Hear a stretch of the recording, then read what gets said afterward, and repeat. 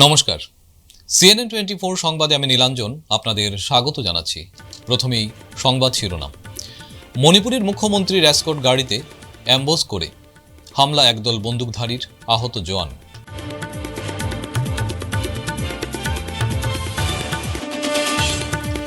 মণিপুরের উত্তপ্ত পরিস্থিতি নিয়ে কাছাড় জেলা প্রশাসন ও লক্ষ্মীপুরের বিধায়ক কৌশিক রায়ের উদ্যোগে শান্তি বৈঠক।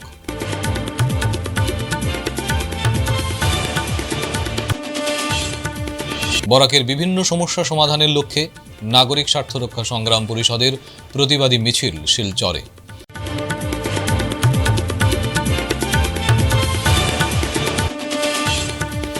মুখ্যমন্ত্রী হিমন্তের নেতৃত্বে চা বাগানের সামগ্রিক উন্নয়নে তৎপরতা অব্যাহত রয়েছে বললেন কৌশিক।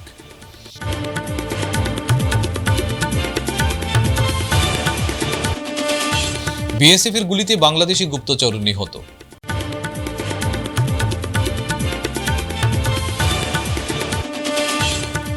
এবারে সংবাদ বিস্তারিত।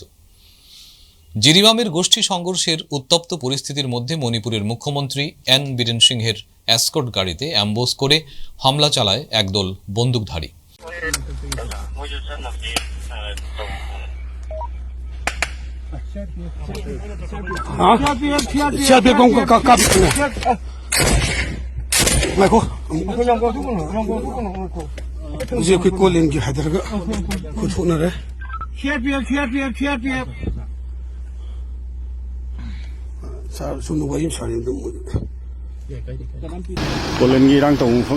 সোমবার সকাল 10:30 নাগাদ এই ঘটনাটি ঘটেছে।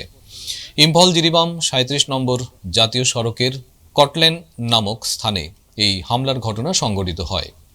এই হামলায় মুখ্যমন্ত্রী বীরেন সিংহের এসকর্ট গাড়িতে থাকা মণিপুর রাইফেলসের এক জওয়ান আহত হয়েছেন। এই ঘটনার পর কেন্দ্রীয় পুলিশ ও আসাম রাইফেলসের পুরো এলাকা ঘিরে অভিযান শুরু করেছে।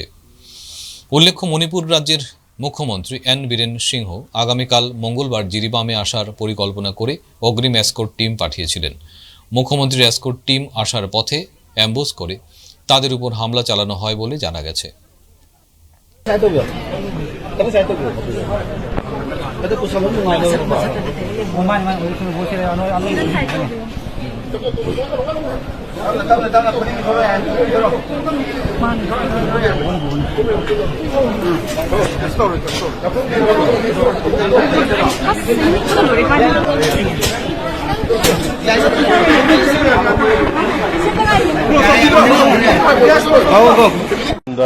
From my side, I strongly condemn such kind of barbaric action upon the innocent.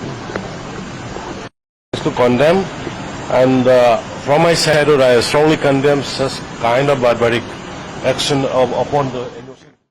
মণিপুরের উত্তপ্ত পরিস্থিতি নিয়ে সোমবার কাছাড় জেলা প্রশাসন ও লক্ষ্মীপুরের বিধায়ক কৌশিক রায়ের উদ্যোগে লক্ষ্মীপুর সার্কেল অফিসের কার্যালয়ে সভাকক্ষে বিভিন্ন ভাষাভাষীর নেতৃস্থানীয় লোকেদের নিয়ে এক শান্তি সভা অনুষ্ঠিত হয়।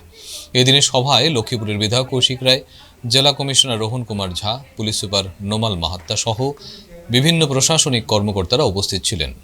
পুলিশ সুপার এদিন সবাইকে এলাকায় শান্তি শৃঙ্খলা বজায় রাখার পাশাপাশি গুজবে কান না দেওয়ার জনগণের প্রতি আহ্বান জানিয়েছেন। বজায় রাখার জন্য আমাদের যতটুকু সম্ভব আমরা সাহায্য করার জন্য আমরা প্রস্তুত আছি। Manipuri Meitei speaking community are our big brothers. Only because of this Meitei people help us, Mar language is introduced in Assam University. Make particularly Professor Nayantan Singh sir help us, our community. So we never forget. They are not our enemy. We are all brothers since time immemorial. So here we want peace. We want peace. পৰিস্থিতি যে অলপ কেইদিনৰ পৰা অলপ বেয়া হৈছে, সেইকাৰণে আমাৰ ইয়াতে কাছাৰত বহুত ৰাইজ, মণিপুৰৰ ৰাইজ ইয়াত আহিছে আৰু বিভিন্ন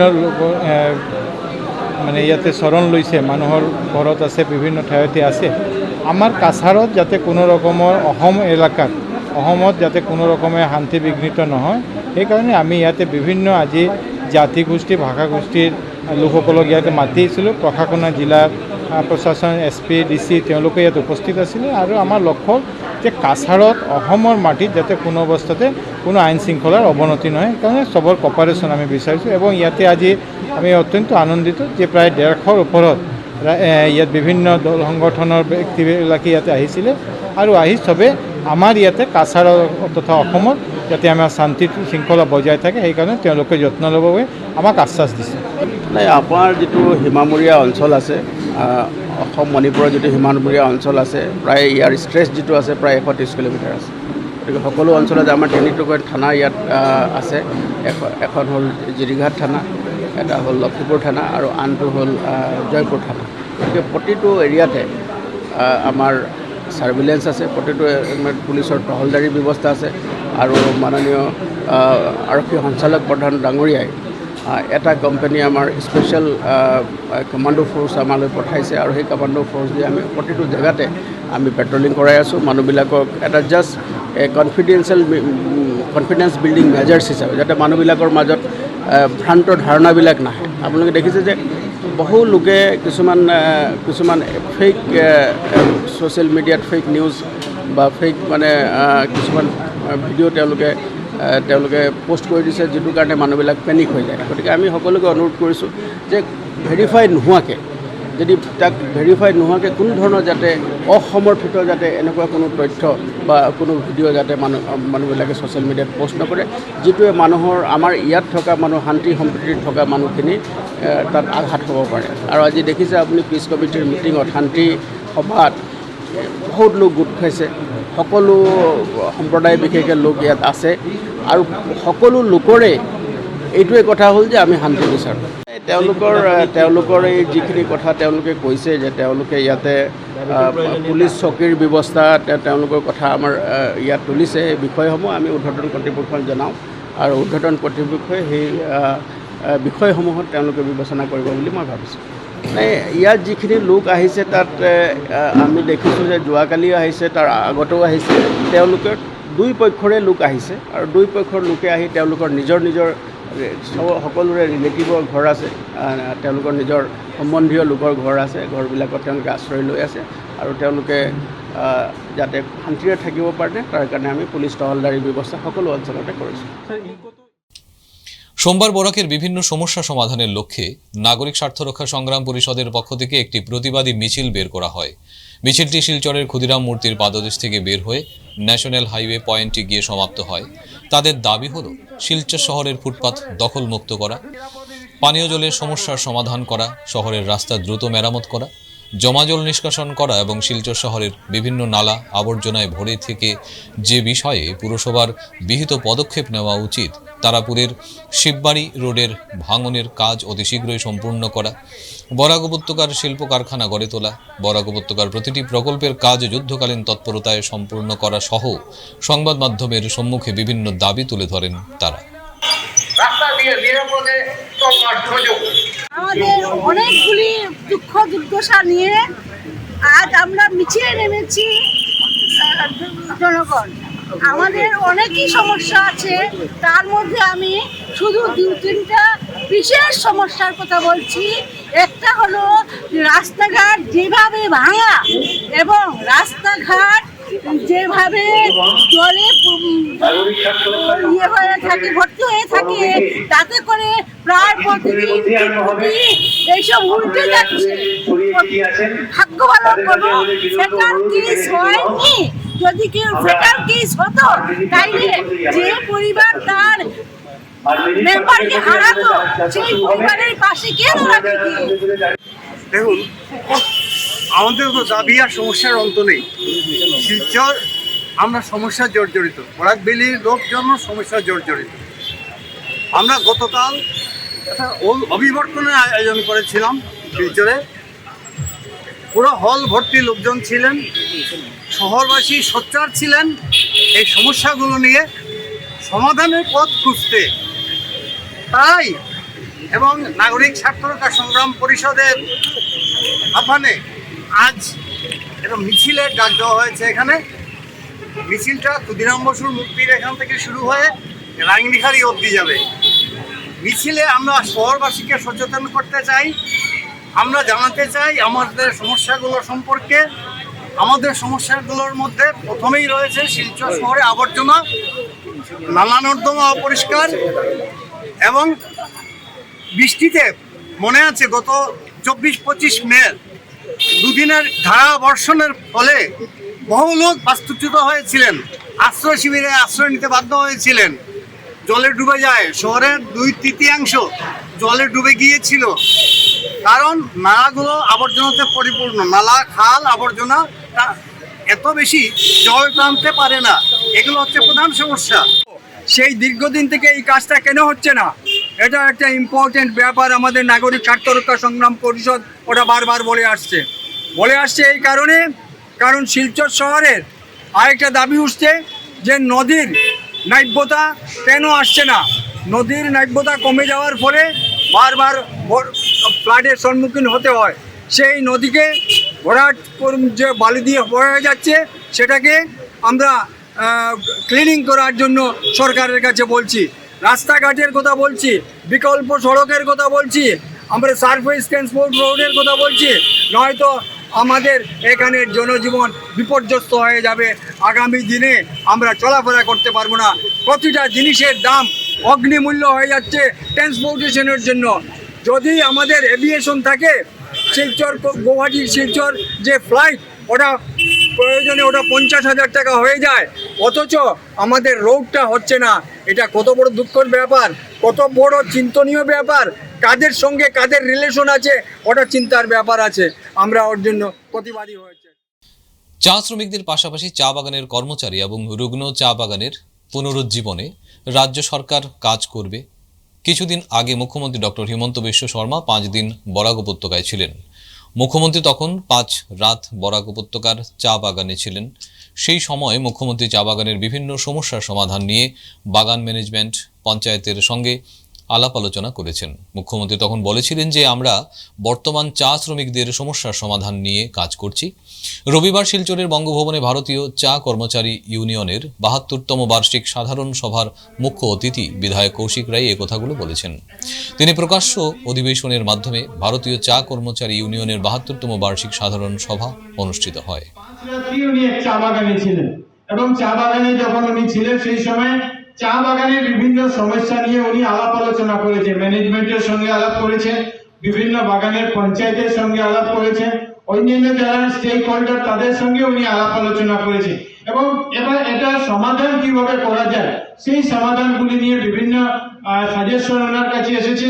কিন্তু উনি বলেছেন যে আমরা খুব তাড়াতাড়ি, আমরা এতদিন চা শ্রমিকদের জন্য করেছি, এবার চা কর্মচারী এবং যারা চা বাগান আছে, বাগানকে কিভাবে আমরা হেল্প করে যাতে তাই বাগানগুলিকে পুনরুজ্জীবিত করতে পারি, যাতে বাগানগুলি সিক না হয়ে যায়, রুগ্ন হয়ে যাতে সেগুলি বন্ধ না হয়ে যায়, সেই ব্যবস্থা গ্রহণ করার কথা মাননীয় মুখ্যমন্ত্রী মহাশয় বলেছেন। আমরা লক্ষ্য করতে পারছি যে বরাক উপত্যকায় প্রায় 12-13টি বাগান বিগত 1-1.5 বছরের মধ্যে সিক হয়েছে, রুগ্ন হয়েছে এবং যারা সময় মতো বেতন দিতে পারছেন না, যারা সময় মতো যে পিএফ এর টাকা, সেই পিএফ এর টাকা জমা দিতে পারছেন না। আমরা দেখছি অনেকে এরিয়ার পেন্ডিং আছে, অনেক আছেন যারা গ্র্যাচুইটির পয়সা পাচ্ছেন না, রিটায়ার করে পরে মারা যাচ্ছেন কিন্তু গ্র্যাচুইটির পয়সা সেগুলি তারা পাচ্ছেন না। যে বাগানের যে ফেসিলিটিগুলি আছে, কোয়ার্টারের ফেসিলিটি থেকে শুরু করে যে মেডিকেল ফেসিলিটিগুলি আছে, সেই ফেসিলিটিগুলি সঠিকভাবে পাওয়া যাচ্ছে না। সরকারের তরফ থেকে যতগুলি যেভাবে সাহায্য করা সরকার করে যাচ্ছে, আমার বক্তব্যের মাধ্যমে আপনাদেরকে আশ্বস্ত করতে চাই যে আপনাদের চা বাগানের শ্রমিকদের হোক, চা বাগানের কর্মচারীদের হোক বা চা বাগান এলাকার যে সমস্যাগুলি আছে সেই সমস্যাগুলি কিভাবে সমাধান করা যায় সেটা তো আমরা তৎপর থাকবো। প্রয়োজনে যে সমস্যাগুলি আছে সেই সমস্যাগুলি যাতে বিধানসভাতে আমরা উত্থাপন করে আগামী দিনে আমি মৃদুলদার সঙ্গে, মনোজিৎদার সঙ্গে আলাপ আলোচনা করে যে বিষয়গুলি বিধানসভায় উত্থাপন করার প্রয়োজন আছে সে বিষয়গুলিকে উত্থাপন করে যাতে সরকারের আরো দৃষ্টি আকর্ষণ করা যায়, আসামে যাতে সেই সমস্যাগুলিকে সমাধান করা যায় সে চেষ্টা আমরা খুব তাড়াতাড়ি করব। বিএসএফ এর বর্ডার আউটপোস্টের কর্মীরা রবিবার সকালে ত্রিপুরা কালামচেরা এলাকায় টহল দেওয়ার সময় ধারালো অস্ত্রে সজ্জিত গুপ্তচরদের একটি বড় দলকে আন্তর্জাতিক সীমান্তে গোয়েন্দা সামগ্রী পাচারের চেষ্টা করতে দেখেন। গোয়েন্দা কর্মকর্তারা চ্যালেঞ্জ উপেক্ষা করে এবং কর্তব্যরত বিএসএফ সদস্যদের উপর হামলা চালায় এবং তাদের ব্যক্তিগত অস্ত্র ছিনিয়ে নেওয়ার উদ্দেশ্যে তাদের ঘিরে ফেলার চেষ্টা করে। জীবন এবং সরকারি সম্পত্তির জন্য আসন্ন বিপদ অনুধাবন করে বিএসএফের জওয়ানরা আত্মরক্ষায় 1 রাউন্ড পিএজি গুলি চালায়, যার মধ্যে সিটি রাজীব কুমার তার জীবন এবং অস্ত্রের জন্য হুমকি বোধ করে তার ইনসান রাইফেল থেকে একটি গুলি চালাতে বাধ্য হন। ফলস্বরূপ সীমান্ত বেড়ার কাছে এবং ভারতীয় ভূখণ্ডের প্রায় 150 গজ ভেতরে একজন বাংলাদেশি গুপ্তচর নিহত হয়। এরপর এই এলাকায় ব্যাপক তল্লাশি চালিয়ে ঘটনাস্থল থেকে বিপুল পরিমাণ চিনি, 4টি ছুরি ও কাঠের তক্তা উদ্ধার করা হয়। লোকসভা নির্বাচনে বদরুদ্দিন আজমল সহ আরও 2টি লোকসভা আসনের ভোটে পরাজিত হওয়ার AIUDF রাজনৈতিকভাবে মারাত্মক আঘাত পেয়েছে। এর জন্য দলের সিনিয়র নেতা আমিনুল ইসলাম সকল পদ থেকে পদত্যাগ করেছেন। বর্তমান AIUDF-এর মানকাচারের বিধায়ক হিসেবেও দায়িত্ব পালন করছিলেন তিনি। লোকসভা নির্বাচনে AIUDF-এর প্রার্থীর পরাজয়ের নৈতিক দায় স্বীকার করে পদত্যাগ করেছেন আমিনুল ইসলাম। তার পদত্যাগে দলের ভেতর তীব্র প্রতিক্রিয়া সৃষ্টি হয়েছে। ফিরছি একটা বিরতির পর, আপনারা সবাই সঙ্গে থাকুন। শিলচরবাসীদের জন্য সুখবর, এসে গেছে ভিভা ফুড কোর্ট। শিলচরের এই মুহূর্তের অন্যতম আকর্ষণ, যেখানে একই ছাদের তলায় আপনি পেয়ে যাবেন বিভিন্ন ধরনের মিষ্টি, রকমারি স্ন্যাক্স, থাকছে রুফটপ ক্যাফে, একই অঙ্গে এত কিছু। পিওর ভেজ এই ফুড কোর্টে আপনার আপনজনকে নিয়ে একটি সন্ধে কাটিয়ে যান। কথা দিচ্ছি আপনাকে আবারও আসতে হবে ভিভা ফুড কোর্টে। যোগাযোগ 9395935558 এই নাম্বারে। আপনাকে জানাই সাদর আমন্ত্রণ। ফিরে এলাম বিরতির পর। মণিপুর রাজ্যের জিরিবাম জেলায় পুনরায় জাতিদাঙ্গা মাথাচাড়া দিয়ে উঠেছে। এর ফলশ্রুতিতে পার্শ্ববর্তী জেলা হিসাবে কাছাড় জেলার মানুষও উদ্বিগ্ন। এই পরিস্থিতির জন্য মণিপুর সরকারকে দায়ী করছে আমরা বাঙালি। দীর্ঘদিন থেকে চলে থাকা মণিপুরের জাতি সংঘর্ষ দমন করার শান্তির বাতাবরণ তৈরি করতে সম্পূর্ণভাবে ব্যর্থ সরকার। আমরা বাঙালি দীর্ঘদিন থেকে মণিপুরে কেন্দ্র সরকারের হাতে তুলে দিয়ে কেন্দ্রীয় বাহিনী তত্ত্বাবধানে রাজ্যের সুরক্ষার ভার তুলে দিতে দাবি জানাচ্ছে। যেহেতু আগের সরকার তা করেনি, তাই নতুন সরকারের কাছে এই রাজ্যে কেন্দ্রীয় সরকারের আওতায় নেওয়ার পুনরায় দাবি জানায় আমরা বাঙালি। বাইকের সাইলেন্সার বদল করা শব্দ দাবনের বিরুদ্ধে অভিযান শুরু করল শিলচর পুলিশ। শনিবার থেকে শুরু হওয়া এই অভিযানে এ পর্যন্ত আটক করা হয়েছে 15টি বাইক। কোম্পানিগুলো যখন বাইক তৈরি করে তখন এমন সাইলেন্সার লাগানো হয় যাতে বাইকটি চলার সময় কোনোভাবে শব্দ দূষণের নির্ধারিত গণ্ডি পেরোতে না পারে। কিন্তু রূপালী পর্দার হিরোদের অনুকরণ করতে গিয়ে অনেকেই এই নির্ধারিত গণ্ডির মধ্যে আবদ্ধ থাকতে পছন্দ করেন না। নানাভাবে কারিগরি করে সাইলেন্সার বদলে এমনভাবে লাগানো হয় যাতে সৃষ্টি হয় বিকট শব্দের। এই শব্দে আশপাশের লোকেদের কান ঝালাপালা হওয়ার উপক্রম হলেও এদের কোনো পরোয়া নেই। শিলচরে এমন বাইক চালকদের নিয়ে বেশ কিছুদিন ধরেই বিভিন্ন মহল থেকে অভিযোগ করা হচ্ছিল পুলিশের কাছে। তাই পুলিশ এবার এদের শায়েস্তা করতে নেমেছে অভিযানে। শিলচর ট্রাফিক পুলিশ থানার ইনচার্জ মানব মালাকার জানিয়েছেন, শনিবার এবং রবিবার দুদিনে 15টি বাইক আটক করার পরও অভিযান অব্যাহত রয়েছে। আজকের মতো সংবাদ এ পর্যন্তই। নমস্কার।